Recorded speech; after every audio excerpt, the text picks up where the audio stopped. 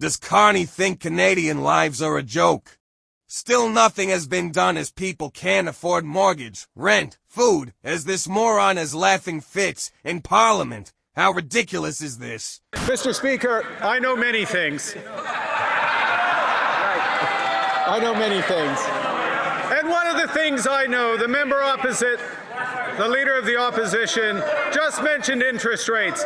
One thing I know is that Canadian interest rates are much lower than American interest rates. They're lower because this country's fiscal situation is strong, because this government has a plan to grow this economy, and we will keep doing it. We'll keep it. The collapsing economy is bringing down interest rates, but the financial expert doesn't even know what his own deficit is. But another financial expert spoke yesterday. The parliamentary budget officer said the deficit will absolutely be higher because of additional spending. He said he doesn't know what the government's fiscal anchors are because they do not exist.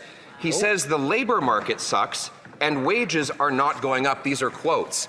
Is this why Liberal members on the committee who heard those truth bombs threatened that the Prime Minister would fire the parliamentary budget officer after 166 days? I don't recognize that, Mr. Speaker. I don't recognize that characterization. I just appointed the parliamentary budget officer, and this government does have fiscal anchors. This government has fiscal anchors. We are going to spend less so the country can invest more. We are going to balance the operational budget in 3 years. We are going to have a declining level of debt, and we're going to do all of that because we're building the strongest economy in the G7 for Canadian families. And the Prime Minister made the appointment of the parliamentary budget officer temporary, so that he could hold a sword over his head and threaten him if he speaks the truth about the financial mess the Prime Minister has made. That's what you remember? You know, to a government that doesn't know how to count, there is nothing more terrifying than a man armed with a calculator. And this Prime Minister wants to silence the parliamentary budget officer from telling the truth about the fiscal mess that he has created under his watch.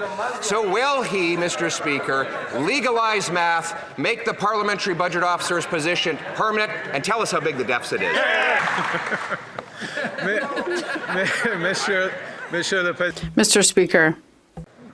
With respect to consultations on making the parliamentary budget officer's position permanent, I look forward to speaking to the Leader of the Opposition, le chef de bloc, The Leader of the Bloc Québécois. Of other parties in Parliament, so we have a consensus on that appointment. I welcome that opportunity. We will do it at this. Yes, because this is the new spirit, Mr. Speaker, the new spirit of collaboration that has been put forward by